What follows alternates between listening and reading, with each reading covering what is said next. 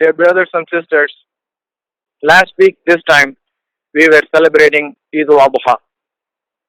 However, within a week, our level of happiness is not at the same level. The same level of happiness we had last time is not the same this week. The reason being, hundreds of our fellow Muslims, brothers and sisters, have been killed in a massive explosion that happened in Beirut, Lebanon, and thousands have been wounded severely. As of yesterday, when I was looking at the news, the root cause of the explosion was yet to be determined. It could be either careless storage of some explosives, or it could be terrorist attack. It's not yet clear yet. However, either way, when something like this happens, every Muslim in the world is impacted in two ways. One, we are impacted as a fellow, our brother or sister is getting killed. So every Rasul Sallallahu Alaihi Wasallam has said that every Muslim is like a part of the body, right? So when one part of the body gets hurt, the other part of the body feels it. That's natural. So that way we feel the pain of our brother or sister. That's one way for sure. The second way, which applies for the Muslims only in today's context, is that whether or not we were directly impacted by a catastrophe like this, we Muslims are typically blamed. Almost every Muslim is being blamed as being someone who does not value human life. That is basically how we are framed up upon. Although this is a bad news, the good news when this happens is it gives us a great opportunity to do dawah, to clarify things. We are halfway through the holy month of Dhul Hajj, and this month of Dhul Hajj is all about the lifetime events of Prophet Ibrahim alayhi wasallam. And today I want to touch on one aspect of the life of Prophet Ibrahim alayhi wasallam, and that would hopefully serve as some talking point for us when we convey this true message of Islam to our non-Muslim friends and colleagues when they post a question like that, which frames every Muslim as the one who does not value human life. So Ibrahim alayhi wasallam, he has been gifted with a unique skill set. When he did dawah, he did not simply do dawah by words or even action. He did it in a so elegant way, such that it takes people along with him, and then it conveys a very strong, powerful message at the end for them. For example, Ibrahim alayhi salam, once he called upon his people, and then he looked at the sky, and then he said, you know what? I look at the stars. They are very bright, and they look to be very powerful, and they must be our God. Let's all worship the star. So he said that for real to his people. And people were so happy because they were all idol worshippers. They wanted to worship everything and anything. So when he said that, they were all happy. They followed him and they started worshipping stars. Then very next day, he said, oh, you know what? I look at the moon. The moon seems to be way more powerful than the star. So let's start worshipping the moon. Then people followed him. Okay, what he says is logical. Let's worship the moon.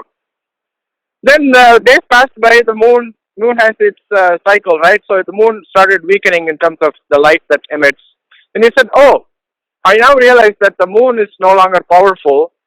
I look at the sun, and this seems to be the powerful, most bright and powerful. Let's start worshipping the sun. Then people started worshipping the sun. They're happy. Then the next day, same day, the end of the day, when the sun set, he said, oh, now I realize even the powerful sun sets at the end of every day. So that can be our God.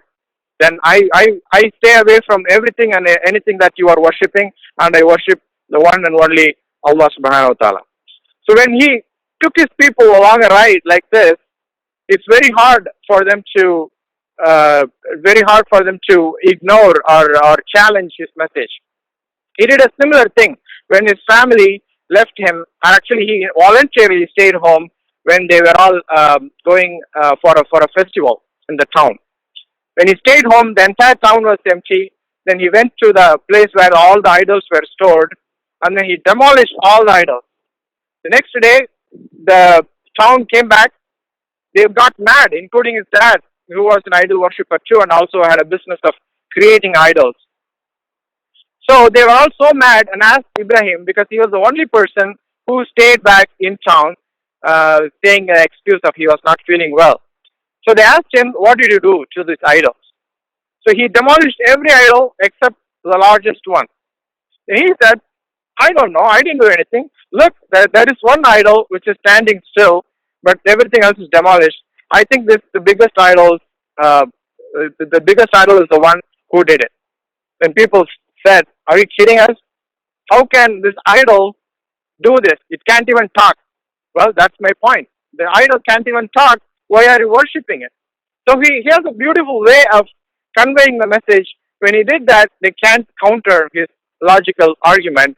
So much so that at the end of the day, the ruler asked Ibrahim alayhi wasallam to be thrown in a fire because he wanted to finish him up. And Allah subhanahu wa ta'ala eventually saved Ibrahim alayhi wasallam by changing the fire into a comfortable environment. However, this the approach that Ibrahim alayhi wasallam took is the very unique approach, and Allah subhanahu wa ta'ala says in Surah Al-Anam, "Tilka hujjatuna ataynahu Ibrahim." We equipped Ibrahim with the arguments against his people. So Allah subhanahu wa ta'ala is saying in Surah Al-Anam that he is the one who equipped Ibrahim alayhi wasallam with such powerful techniques and arguments as the da'wah technique. So the same way, Ibrahim alayhi wasallam could have conveyed the message of the value of human life to us in words. He could have simply done that. But yet Allah subhanahu wa ta'ala wished it in such a way that he ordered Ibrahim alayhi wasallam on a dream one night to slaughter his own son. The son that he received from Allah subhanahu wa ta'ala after waiting for decades, not even years, after waiting for several decades, he got a son, Ismail alayhi wasallam, as a gift from Allah subhanahu wa ta'ala.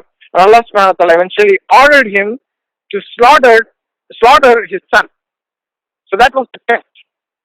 And he was willing to do that. He called his son, he said, "Oh son, this is the order I received from Allah through my dream. I'm going to do it. What do you think?" He said, "If that's the order from Allah, just go ahead and do that." By the way, you and I are not going to receive a command like that. If we ever receive anything like this in a dream, that's definitely coming from shaitan. So these are the commands that will come only for prophets. Right? So Ibrahim alayhi salam was getting ready to slaughter his own son, and then he was about to slaughter Ismail alayhi salam, and then Allah subhanahu wa ta'ala flipped Ismail with a goat. And that is why we slaughter goat every year for Eid al-Adha. So now, he could have simply said the value of human life is very important, so never kill anyone. He could have simply said that. But yet Allah subhanahu wa ta'ala conveyed this message through a beautiful approach.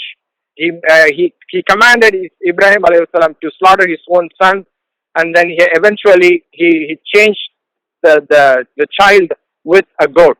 So that is one powerful message that we Muslims have. Our father Ibrahim alayhi salam has conveyed to us, taught us that human life is valuable. How can we Muslims disregard the value of human life? Secondly, another argument that you can make is Rasul sallallahu alayhi wasallam is our leader and role model, right? So anything and everything that we do when it comes to Islam, we want to follow Rasul sallallahu alayhi wasallam.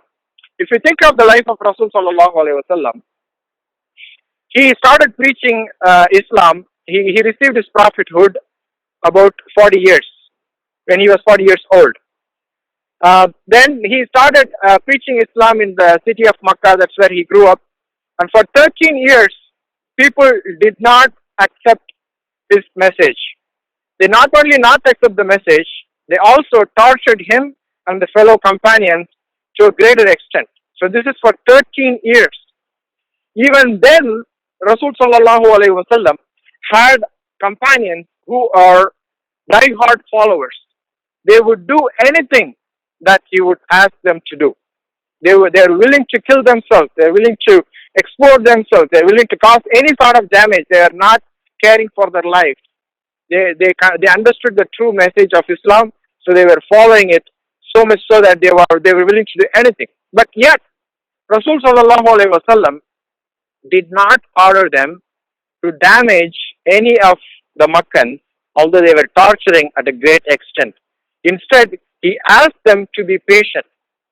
They did not allow them to conduct Jummah. So there was not a Jummah the first 13 years of the Prophet in Makkah. The very first Jummah that happened was in Medina, outskirts of Medina, led by Azad bin Zurara, radiallahu anhu. So it was not even by Rasul sallallahu alaihi wasallam. So he was not even going against and troubling people. He was not trying to trouble people. He was not trying to kill people. He was not trying to harm people, although he could have done those things easily. Right? The first 13 years, he had die-hard followers, but he was very patient. After he moved to Medina, after Islamic government was established, then it was an obligation of the government to ensure there is peace in the area. Right? That's when Rasul sallallahu alaihi wasallam, when they were trying to attack Medina, Rasul sallallahu alaihi wasallam defended his people and his nation by facing them in the battle. So that's the other logical explanation we can try to give to whoever challenges or questions us. أقول قولي هذا وأستغفر الله لي ولكم.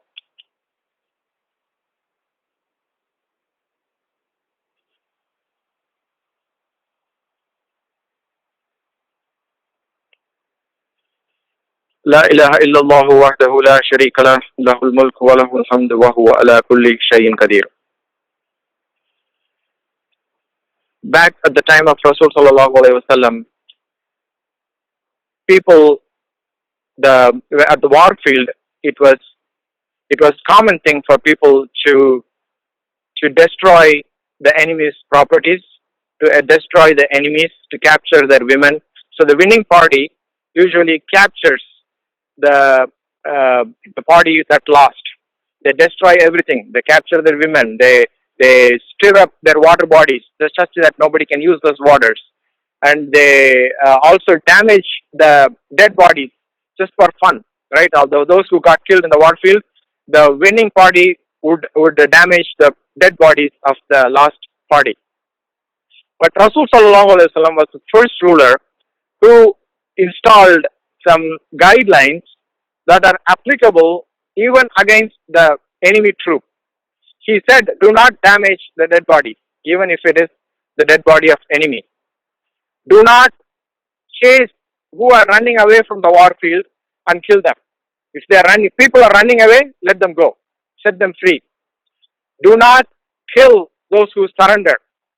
Do not kill women. Do not kill children. Do not kill elderly people, even though they belong to the opposite party. So these are all beautiful guidelines nobody ever had. Even today, countries don't necessarily follow these guidelines, although they are, in theory, they exist. So when Rasul sallallahu alaihi wasallam took such extreme care, how can he teach his followers us to not value human life, right? Once Rasul sallallahu alaihi wasallam was sitting, and there was a janasa that was passing by. And the Rasul sallallahu alaihi wasallam, on seeing the janasa, he stood up. He wanted to respect the dead body. He stood up. And the companion said, Ya Rasulullah, this is the janasa of a Jew. The dead body is not even a Muslim's dead body. They thought he misunderstood that the dead body being a Muslim dead body, and that's why he stood up. Then Rasul sallallahu alaihi wasallam said that the soul is a soul. So there was a soul inside this body, and then now it's dead. That still, it's a soul. It's a human being. So that's what Rasul sallallahu alaihi wasallam looked at. He stood up out of respect for a janasa that is not even a Muslim janasa. By the way, a side note here is, it is respectful for us even today if you are seeing a janasa passing by to stand up. But we are not supposed to stand up in respect for a living human, right? That would be considered as a worship. So that is the beautiful message that Rasul Sallallahu Alaihi Wasallam has conveyed to us. I'm not saying this to clarify that we all have to be understanding the human life is valuable. I know pretty sure that you and I are very clear about these messages as followers of Islam. But those who are criticizing Islam, the critics, those either they are not really clear or they are trying to play a game that they don't understand. Either way, this gives an opportunity for us to convey this beautiful message that's very unique to Islam and nobody else has. May Allah subhanahu wa ta'ala guide us, and may Allah subhanahu wa ta'ala make us da'is of Islam, and may Allah subhanahu wa ta'ala help us to convey the truth, and may Allah subhanahu wa ta'ala make us die in the state of mu'mins. Wa akhir dawana and alhamdulillahi rabbil alameen. Wa aqimus salam.